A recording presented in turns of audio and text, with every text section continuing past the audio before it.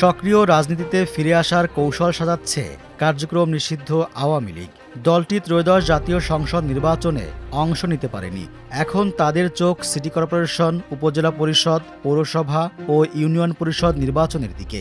আওয়ামী লীগের লক্ষ্য স্থানীয় সরকার নির্বাচনের মাধ্যমে ধীরে ধীরে নির্বাচনী রাজনীতিতে ফিরে আসা, পাশাপাশি পেশাজীবী সংগঠনের নির্বাচনেও নিজেদের অবস্থান জানান দিতে চায়। দলীয় একাধিক সূত্রে জানা গেছে, আওয়ামী লীগের সভাপতি শেখ হাসিনা ত্রয়োদশ জাতীয় সংসদ নির্বাচনের পর ভার্চুয়ালি নেতাকর্মীদের সঙ্গে কথা বলেছেন। এর মধ্যে অন্তত 2টি কর্মসূচিতে আত্মগোপনে থাকা নেতাকর্মীদের দেশে ফিরে আসার তাগিদ দিয়েছেন। পাশাপাশি স্থানীয় নির্বাচনের জন্য এখন থেকে প্রস্তুতি নেয়ার পরামর্শ দিয়েছেন। আওয়ামী লীগের নেতারা মনে করছেন, পরবর্তী জাতীয় সংসদ নির্বাচনে ফিরে আসতে হলে স্থানীয় নির্বাচনে আগে যুক্ত হতে হবে।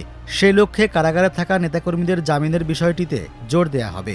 একই সঙ্গে আওয়ামী লীগের কার্যক্রমের উপর থাকা নিষেধাজ্ঞা প্রত্যাহারের জন্য সরকার ও আন্তর্জাতিক মহলের সঙ্গে যোগাযোগ বাড়ানোর পরিকল্পনাও রয়েছে।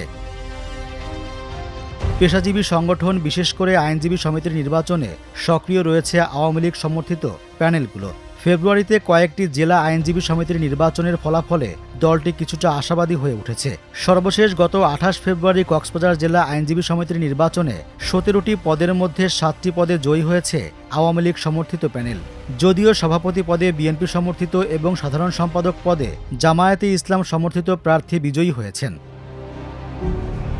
এই প্রেক্ষাপটে আগামী 13 ও 14 মে অনুষ্ঠেয় সুপ্রিম কোর্ট আইনজীবী সমিতির নির্বাচন বিশেষ করে গুরুত্ব পাচ্ছে। দেশের সবচেয়ে মর্যাদাপূর্ণ এই আইনজীবী সংগঠনের নির্বাচনে শীর্ষ পদে জয়ের ব্যাপারে খুব আশাবাদী না হলেও অন্যান্য পদে ভালো ফলাফল করার লক্ষ্য নিয়েছেন আওয়ামী লীগ সমর্থিত আইনজীবীরা। স্থানীয় সরকার নির্বাচনে দলীয় প্রতীক চালু করেছিল আওয়ামী লীগ সরকারই। এখন আওয়ামী লীগের অনেক নেতাকর্মী মনে করছেন, স্থানীয় সরকার নির্বাচনে নির্দলীয় ব্যবস্থায় ফিরে যাওয়া উচিত।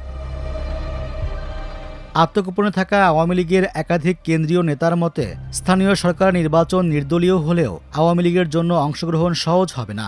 আর দলীয় প্রতীকে নির্বাচন হলে কার্যক্রম নিষিদ্ধ থাকায় আওয়ামী লীগের অংশ নেয়া বড় কঠিন হয়ে পড়বে। তবে স্বতন্ত্রী হিসেবে ভোটে অংশ নেয়ার সুযোগ থাকবে। তাদের মতে, স্থানীয় নির্বাচনে দলীয় প্রতীক চালু করা আওয়ামী লীগের ভুল সিদ্ধান্ত ছিল। এর ফলে তৃণমূলে বিভেদ বেড়েছে এবং দল ক্ষতিগ্রস্ত হয়েছে। বিএনপি সহ অন্যান্য রাজনৈতিক দলগুলো একই ভুল করবে না বলে তাদের ধারণা।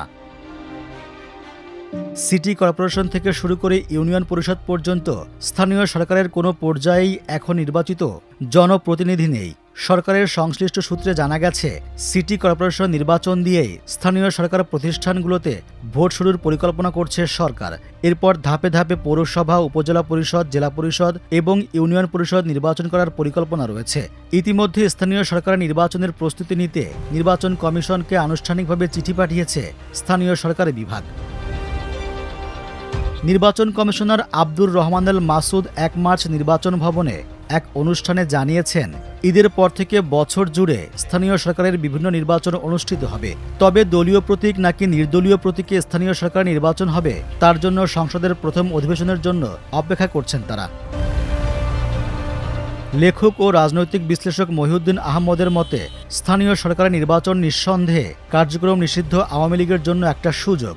দলটির চিহ্নিত ও গুরুত্বপূর্ণ অনেক স্থানীয় নেতা হয়তো হয়রানির ভয়ে নির্বাচনে অংশ নেবেন না। স্থানীয়ভাবে অনেক জনপ্রিয় ব্যক্তি আছেন যারা নিজ দলের শাসনামলে সুযোগ পাননি, তারা হয়তো এবার নির্বাচনে অংশ নেওয়ার সুযোগ পাবেন। আওয়ামী লীগের নেতারা মনে করছেন, পেশাজীবী সংগঠনের নির্বাচন তুলনামূলকভাবে সহজ, কারণ সেখানে দলীয় রাজনীতির প্রভাব থাকলেও এতটা তীব্র নয়। কিন্তু স্থানীয় সরকার নির্বাচনে প্রার্থী নির্ধারণের পাশাপাশি সাংগঠনিক ও মাঠ পর্যায়ের নানা প্রস্তুতি নিতে হয়। ঈদুল ফিতরের পর তারা সেই প্রস্তুতির কাজ শুরু করার পরিকল্পনা করছেন।